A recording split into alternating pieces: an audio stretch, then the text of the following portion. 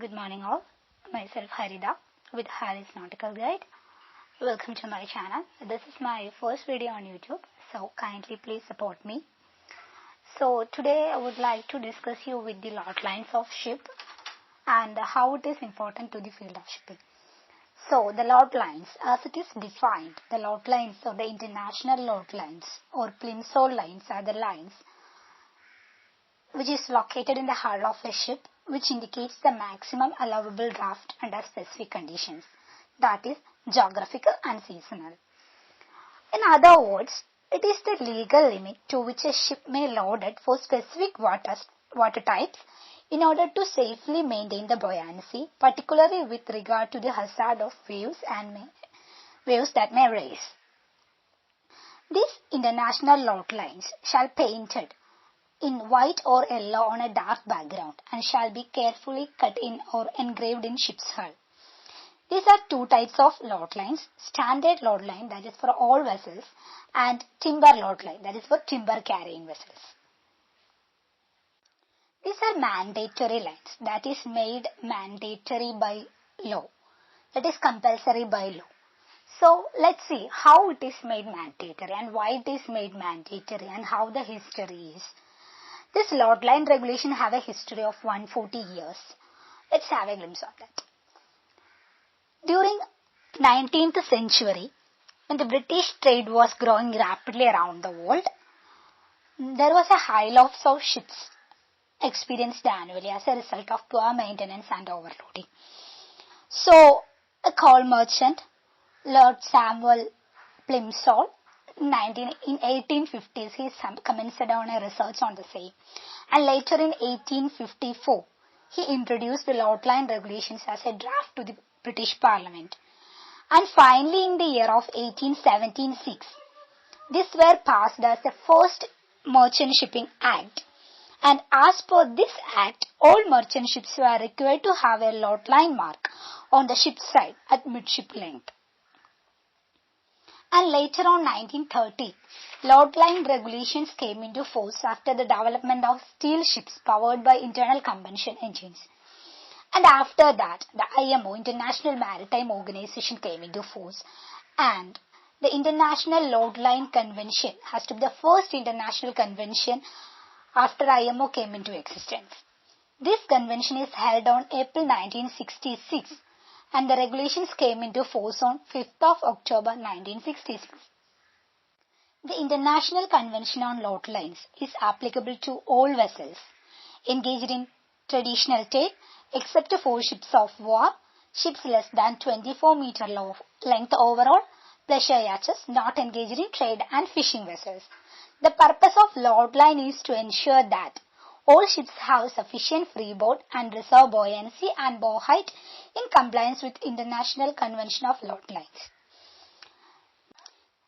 For the purpose of safety, sufficient freeboard height is required. That is the height from waterline to main deck, and it is to be maintained as good for the purpose of safety. And the reserve buoyancy is to ensure that the vessel is not broken down in heavy seas.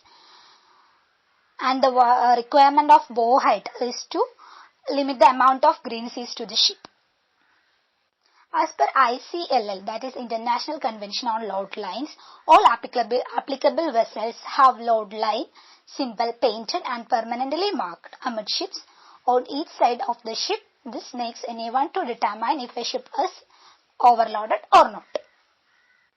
These marks used to verify the draft of the ship in any loading conditions.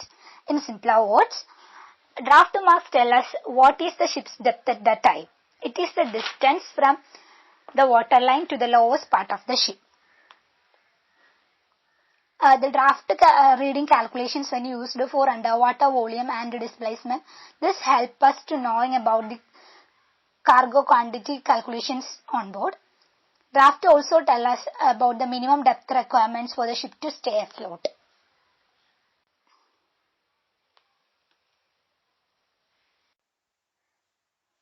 This is how the lot line marks on ship side. These are marks only in the amidships on both sides. The upper edge of the lot line indicates the correct reading.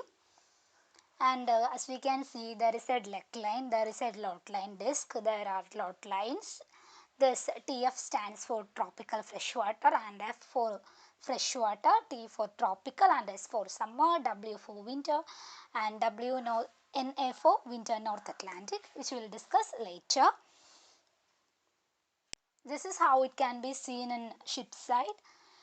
That is, when the marking is done in meters, the main meter marks are marked as numbers followed by letter such as M, letter M such as 8 mm, 8 meter, 9 meter, 10 meter, etc. In between, the symmetric marks will comes like 2, 4, 6, 8, like it indicates 20 meter, 20 centimeter, 40 centimeter, 60 centimeter.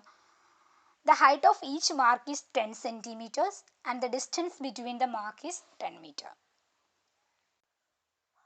This is the dimensions of same. As we can see, the deck line is 300 mm and the distance between the lot line and deck line midship is 540 mm and the diameter of the lot line disc is 300 mm, which we will discuss later. Here comes the lot line marks. The first one is deck line. It is a horizontal line measuring 300 mm into 25 mm marked amidships, with its upper edge passing through the point where the continuation of the upper surface of the freeboard deck intersects the outer surface of the shell plating. The freeboard deck is the uppermost complete deck, having permanent means of closing and opening in weather sections like hatchways and all. So this deck line is measuring of 300 mm into 25 mm, that we can see here. Next comes the lot line disc. It is a disc having 300 mm external diameter and 25 mm thick. Its center is amidships and the below deck line. This disc is intersected by a horizontal line measuring 450 mm into 25 mm, whose upper edge is passing through the center of the disc. This line, as it is upper edge, marks the summer saltwater line and it is often referred as the Plimsoll line. This is named as the Plimsoll line, named by Samuel Plimsoll. So we can see it in here as in the disc form. In the both side of disc we can see some letterings, that is here it is L and R, that is for Lloyd's registry. It indicates in which classification, under which classification society this vessel is classified and a vessel is registered. We can see that the name of the classification society can be seen here, that in by letters, that is LR for Lloyd's register. The exact location of the lot line markings is calculated and verified by a classification society, which then issues a lot line certificate. Next comes the lot lines. At a distance of 540 mm forward of the center of the disc, there is a vertical line 25 mm wide, from which the horizontal line measuring 230 mm into 25 mm extend forward and aft. The upper surface of which indicates the maximum depth to which a ship may be submerged in different circumstances and seasons. And they are tropical, freshwater, winter North Atlantic and summer. The first one comes as summer. This is the level with Plimsoll line and basic computed freeboard. The upper edge of the line passes through the center of the ring and also marked as S. And other markings are based on this. So the next one comes the winter. This is 1/48 of the summer draft below the summer load line. That is the deepest draft permitted during winter season, considering the rough weather conditions. The next one is tropical. It is 1/48 of the summer draft, which lies below the summer line. It is the deepest permitted draft considering the relatively fair weather conditions in tropical waters, and the fact is that the vessel floats deeper in fresh water due to the lower density than salt water. And the next comes winter North Atlantic. Winter North Atlantic is marked on all vessels of 100 meters or less than in length. It applies to the vessels sailing North Atlantic of 36th parallel latitude during winter months. That is the deepest draft permitted considering the rough weather conditions is likely to be encountered during winter in North Atlantic region. It is marked at a distance of 50 mm below the water winter load line.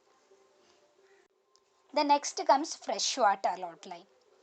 The freshwater load line, the summer freshwater load line, the distance between summer load line and freshwater load line is equal to the freshwater allowance.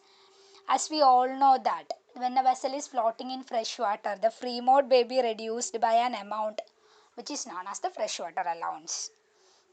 So the freshwater load line is the deepest permitted draft in freshwater, considering that the vessel floats in deeper in freshwater than saltwater. The next comes the tropical freshwater. This is for freshwater in tropical regions, considering the fact that the vessel will float deeper in freshwater due to lower density than saltwater. These all are about the load lines of a ship, which we can see it in the figure also. The next comes in the second section, that is for timber carrying vessels. The load lines are awarded to the vessels engaged in timber cargo trade excluding wood pulp. She will have a second set of load lines situated above the center of the load line disc, and each load line mark is prefixed by a letter L, that is lumber. That we can see that lumber summer, lumber tropical, lumber winter North Atlantic, lumber freshwater and lumber tropical freshwater. That's all for my video. If you have any doubts, please post on this comment box. Kindly please support. Please subscribe my channel if you like it. Thank you. Thank you for hearing me. Good day.